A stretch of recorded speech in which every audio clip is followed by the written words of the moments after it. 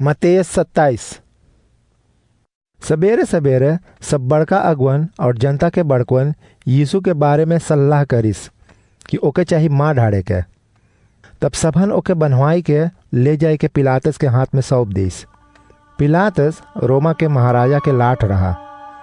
तब यूदास जौन यीशु के चुगली करिस रहा, जब वो देखिस कि यीशु मौत के सजा पाइस है, तब वो पछताए लगल और वो 30 चानी के पैसा के बड़का अगुवन और दूसर बड़कवन के गए लौटारे। वो बोलिस, हम पाप कर ली, हम एक बेकसूरी के चुगली कर ली है। तब वो सब बोलिस, ओसे हम लोग से कुछ काम ना है, तू अपने जान। तब यूदा चानी के पैसा परमेश्वर के महल के अंगना में फेंक दिस और जाए के फांसी लगा लिस। तब बड़का अगुआ लोग पैसवा के बटोरिस और बोलिस, ई खून के पैसा है, ई हम लोग परमेश्वर के दान ना दे सकीला। और ऊ सब सलाह करके ऊ पैसा से एक पंडोही के जमीन कीनिस, परदेसी लोग के मट्टी देवे खातिर। वही से आज तलक ऊ जमीन खून के जमीन बुलावल जा है। ई रकम परमेश्वर के सनेसिया जेरेमिया के बात पूरा भइल। ऊ ढेर दिन पहले बोलिस रहा कि ऊ सब 30 चानी के पैसा लेइस, जितना इस्राएल लोग ओके टहराइस, और ऐसे पंडोही के जमीन कीनिस, ऐसने प्रभु हमसे बोलिस रहा। तब ऊ सब यीशु के ले के लाट के आगे ले गए। तब लाट ओसे पूछिस, तू इस्राएल लोगन के राजा बाटे? तब ऊ बोलिस, तू अपने बोले हई। तब बड़का अगुवन और जाति के बड़कवन ओके कसूर देवे लगल, बकी ऊ एको जवाब ना दिस। तब लाट बोलिस, तू ना सुने है कि ये सब तोरे विषय में का बोले है? हर पासन के त्योहार पर लाट एक जहलिया छोड़त रहा, जेके जनता मांगत रहा। उस समय वहाँ एक बहुत खराब आदमी जहल में रहा, ओकर नाम बराबास रहा। वहाँ ढेर मने जुटल रहा। वही से लाट सबन से पूछिस की, तू लोग कौन वाला के मांगे है कि हम छोड़ी? बराबास के कि यीशु के, जो क्रिस बुलावल जा है? ऊ जानत रहा कि इस्राएल के बड़कवन यीशु के जरन के मारे पकड़वाई दिस रहा। वही समय पर जब लाट फैसला करत रहा, तब ओकर औरत ओकर पास एक सनेसा पठाइस। ऊ बोलिस की, ई बेकसूरी के कुछ ना करिए। आज हम एक सपना में ओकरे खाद बहुत दुख उठैली। इतने में बड़का अगुवन और बड़कन सब मनई लोग से बोल दिस की, तू लोग बोलिए बराबस के छोड़ दे और यीशु के मरवाई ढाल। तब लाट उस सब से फिर से पूछिस, ई दोनों में से तू लोग मांगे है कि हम के छोड़ी? तब सबन बोलिस, बराबास के, बराबास के, बराबास के। तब लाट पूछिस, तब हम यीशु से का करी जो क्रिस बुलावल जा है? तब सबन एक मुंह होई के बोलिस, ओके क्रूस पर चढ़ाई दे, ओके क्रूस पर चढ़ाई दे। तब ऊ पूछिस, ऊ कौन खराबी करिस है? तब सबन और चिल्लाई के बोलिस की, ओके क्रूस पर चढ़ाई दे, ओके क्रूस पर चढ़ाई दे।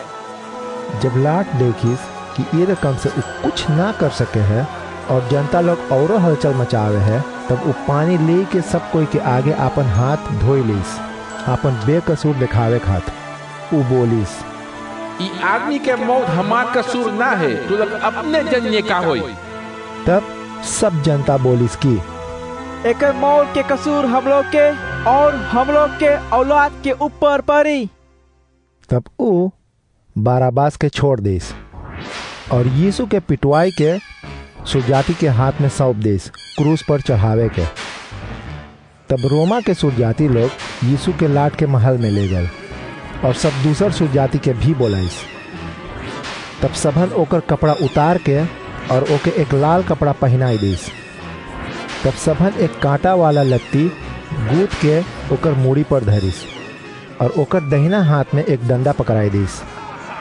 तब उ सब ओकर आगे आपन गांठी पर गिर के ठट्ठा उड़ावे लगल और बोलिस, हे इस्राएल के राजा, आप कैसे रहले?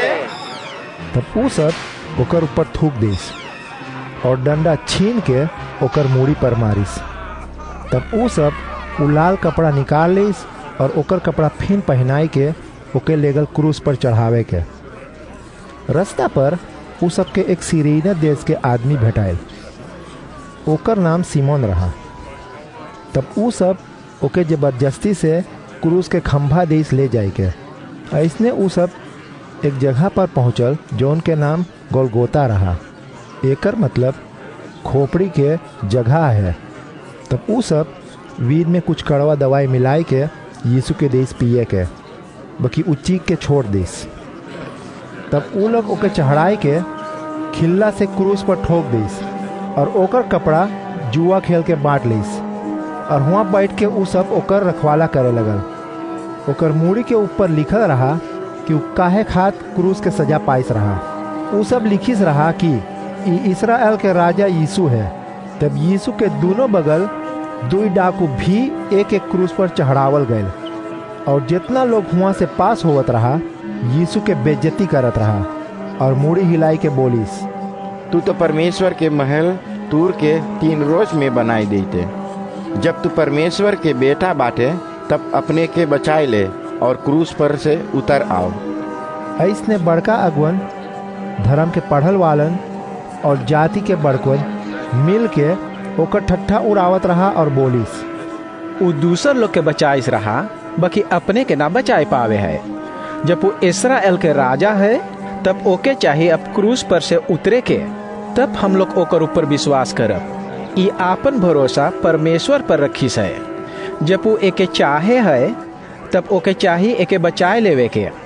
उ तो बोलिस है कि हम परमेश्वर के बेटा बाटी।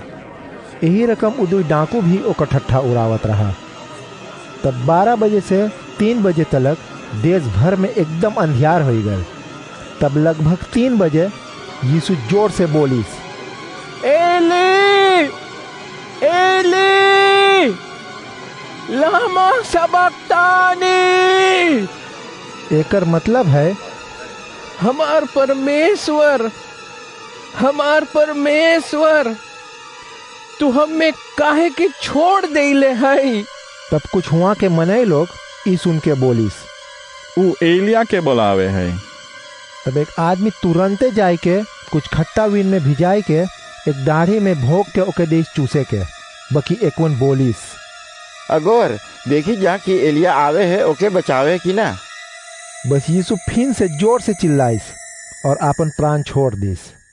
और देख, वही टाइम पर परमेश्वर के महल के पवित्र जगह के पर्दा ऊपर से नीचे तक फट गए, धरती हिले लगल और बड़का पत्थर फाटे लगल और कुछ कबर खुल गए और ढेर विश्वासी मरल लोग जी उठल।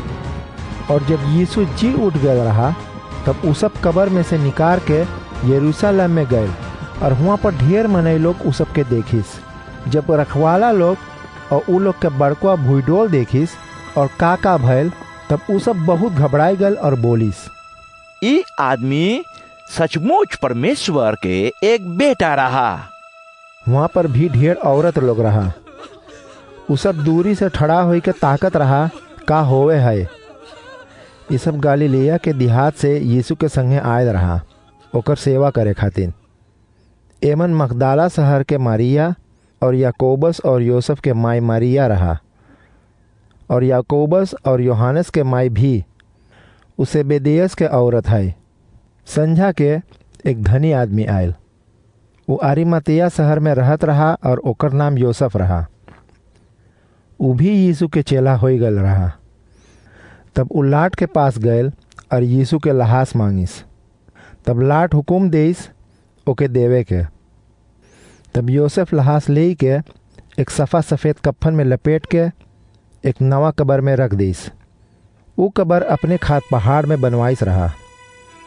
तब वो एक बड़का पत्थर कबर के द्वार के आगे ढकेल के और चल गए। और मगदाला के मारिया और एकवा मारिया कबर के आगे बैठल रहा। बिहान भइले त्योहार तैयार करे के दिन के बाद बड़का अगवन और फरीसी लोग संगे लाट के पास गए और बोलिस, लाट जी, हम लोग के याद है कि उ भरमावे वाला आदमी बोलिस रहा कि हम 3 दिन के बाद जी उठब। तू हुकुम दे सकिए कि ओकर कबर 3 दिन तलक ताला करके रखवाला करल जाई। नहीं तो ओकर चेला लोग आई के ओकर लहास चोराई ले और जनता से बोली कि उ मौत में से जी उठल है, और ई धोखा पहिला वाला से औरो खराब होई। तब लाट बोलिस, ये रखवाला लोग के लेके जा और कब्र के ताला कर जैसे तू लोग मांगे है। उ सब जाए के कब्र में ताला लगाइस और सुजाति के धर दिस रखवाला करे के।